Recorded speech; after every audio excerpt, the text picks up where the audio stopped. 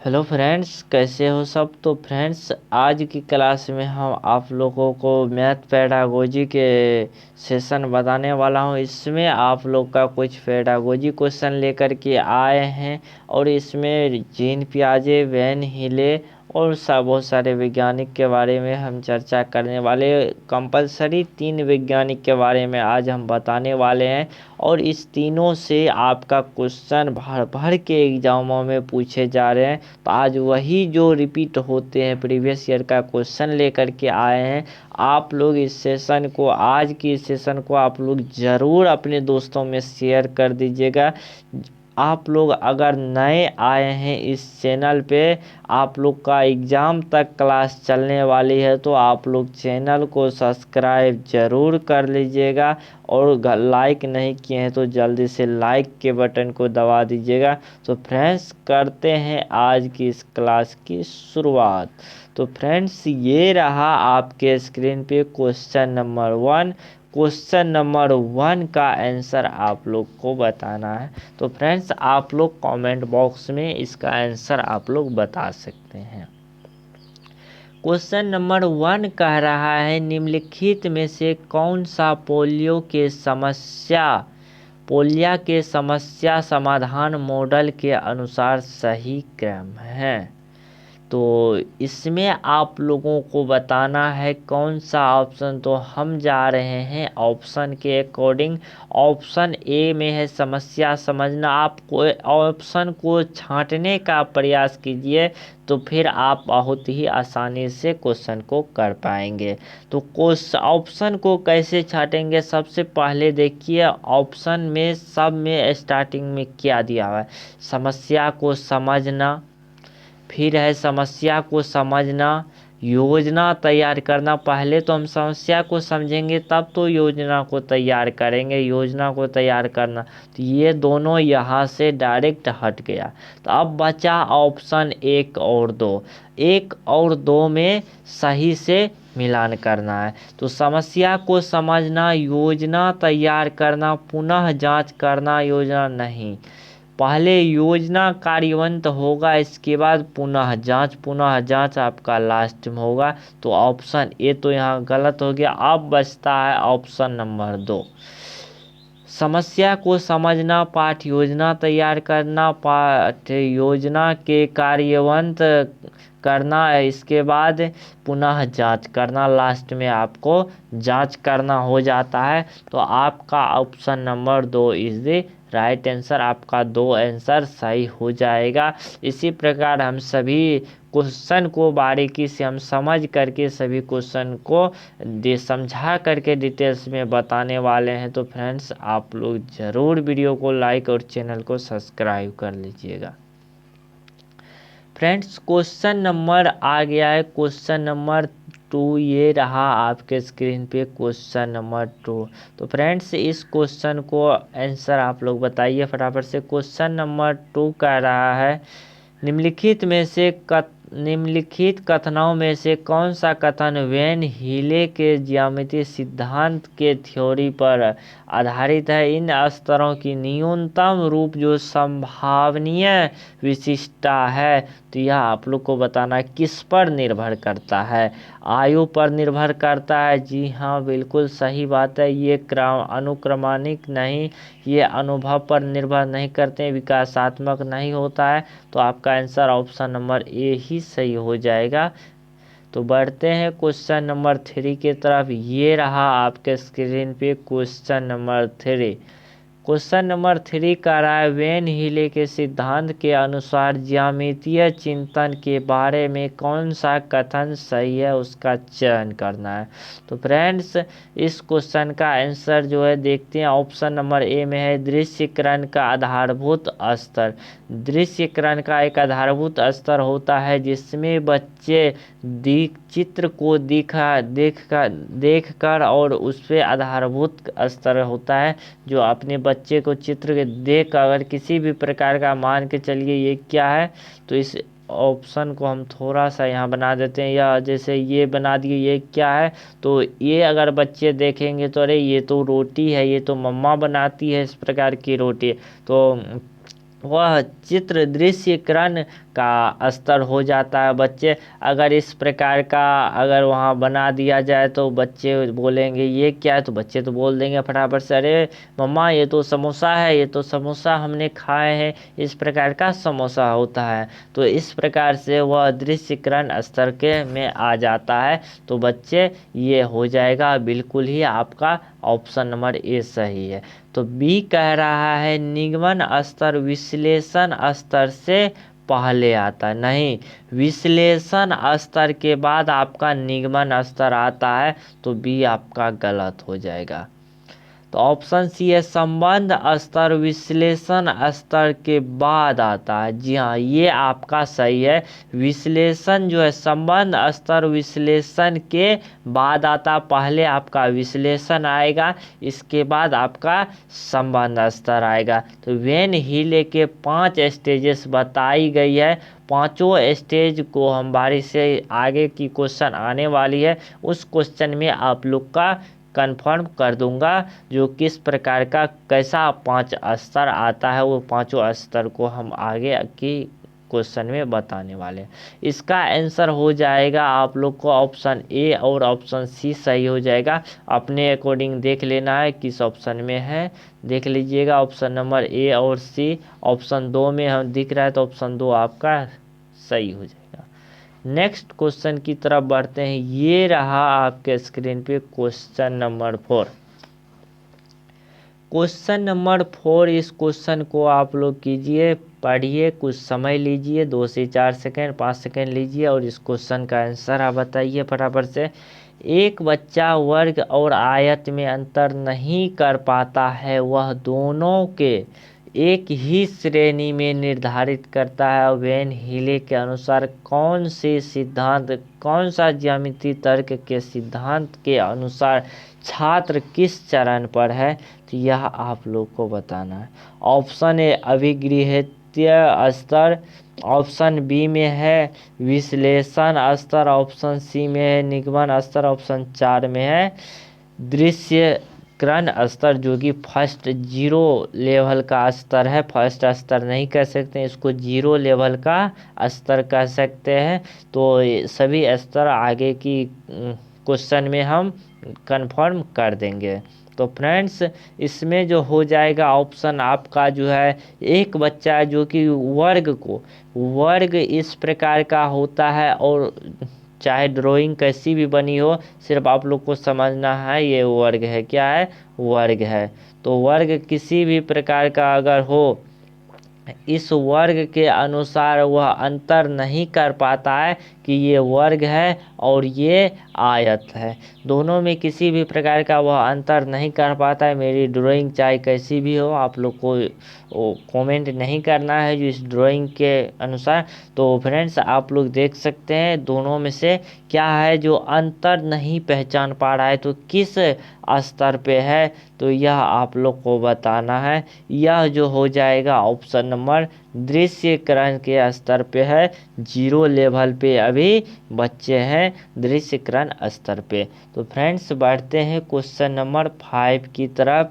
Question number 5 ये रहा आपके स्क्रीन पे। क्वेश्चन नंबर 5 यहाँ पर आप देख सकते हैं। क्वेश्चन नंबर 5 कह रहा है एक विद्यार्थी समझता है कि सभी आयत समांतर चतुर्भुज होते हैं, परंतु सभी समांतर चतुर्भुज आयत नहीं होते हैं। तो वेन हीले के ज्यामितीय सिद्धांत के अनुसार बताना है। जो विद्यार्थी जो है वह किस ज्यामितीय सिद्धांत के चरण पर है। तो इसमें सबसे पहला चरण जो दिया हुआ है 0 लेवल का, तो वह आपका अभिज्ञान हो जाएगा। ऑप्शन इसके बाद चरण 1 में विश्लेषण आता है।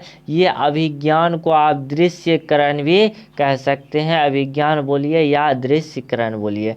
तो यह आपका 0 लेवल हो गया। दूसरा फर्स्ट लेवल में दिया है विश्लेषण, सेकेंड लेवल में संबंध की समझ, और आपका थर्ड लेवल में निगमन। यही पूछ लिया जाता है जो आपको पहले फर्स्ट 2 नंबर 3 नंबर का फर्स्ट उधर क्वेश्चन पीछे करा चुके हैं, जो कि वहाँ पूछा गया विश्लेषण के बाद संबंध आता है, तो विश्लेषण के आगे में संबंध आता है तो आपका सही हो जाता है, या निगमन के बाद संबंध आता है तो यह भी आपका गलत हो जाएगा। क्या है, ये तीसरा चरण में आता है, ये दूसरे चरण में आता है। तो विश्लेषण के बाद हम कह सकते हैं क्या आता है, तो संबंध की समझ आता है, दूसरा स्टेज आता है। तो इस प्रकार से क्वेश्चन आप लोग को देखने को मिलता है। तो यहाँ क्वेश्चन आप लोग को उल्टा दे दिया जाता है, संबंध की समझ, इसके बाद आता है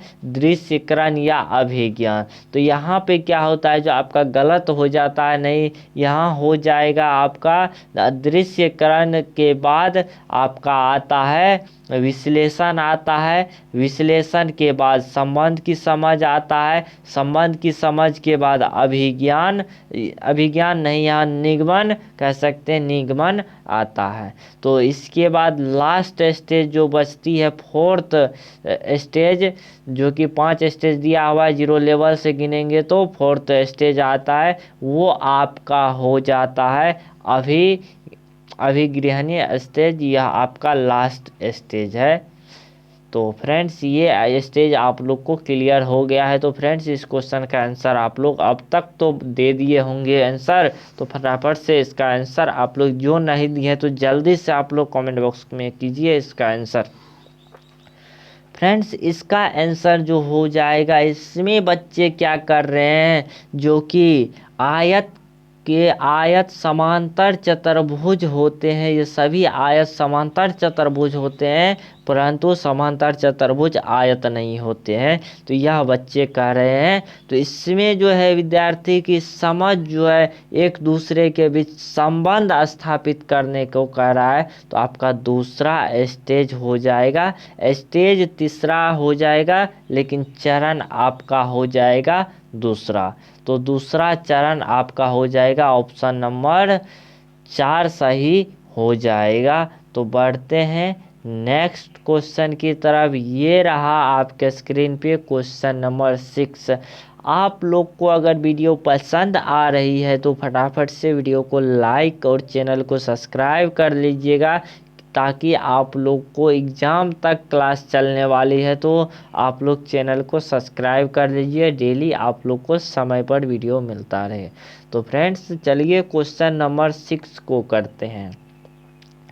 क्वेश्चन नंबर 6 कह रहा है, शिक्षक एक बच्चे को चतुर्भुज बनाने और फिर उसे समांतर चतुर्भुज में परिवर्तन करने को कहता है। तो यह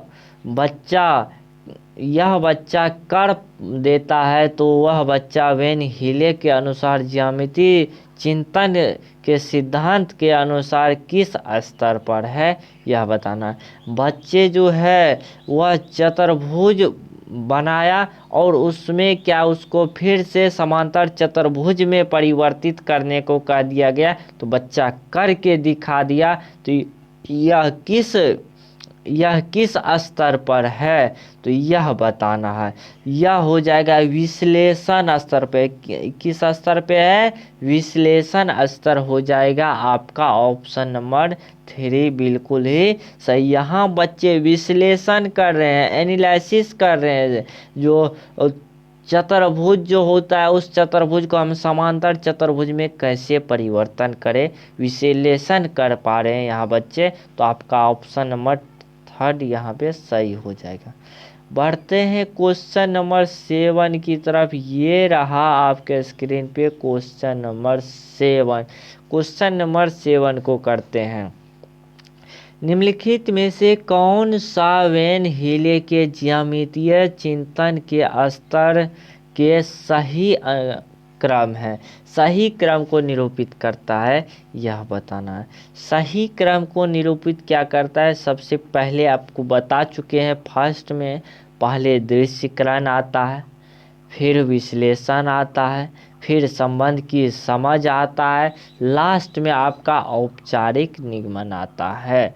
तो इसमें आप लोग देख सकते हैं, इसमें विश्लेषण फर्स्ट में दे दिया तो यह होगा नहीं, संबंध दे दिया फर्स्ट में नहीं होगा, दृश्यकरण ठीक है, संबंध की समझ नहीं, पहले विश्लेषण होता है, पहले विश्लेषण दृश्यकरण के बाद आप लोग को फर्स्ट में ही यह सभी बता चुके हैं, जो फर्स्ट में दृश्यकरण के बाद विश्लेषण आता है, इसके बाद संबंध की समझ, औपचारिक निगमन।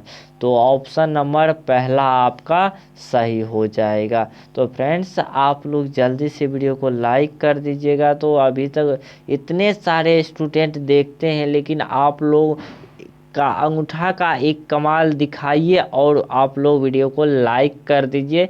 चैनल को जो सब्सक्राइब नहीं किए वो चैनल को सब्सक्राइब कर लीजिएगा। फ्रेंड्स आप लोग के साथ हम एग्ज़ाम तक रहने वाले हैं, तो आप लोग ज़रूर कर लीजिएगा। तो नेक्स्ट क्वेश्चन की तरफ बढ़ते हैं। ये रहा आपके स्क्रीन पे क्वेश्चन नंबर 8। देखिए फ्रेंड्स, यहाँ आपका क्वेश्चन जीन पियाजे से आना शुरू हो गया है।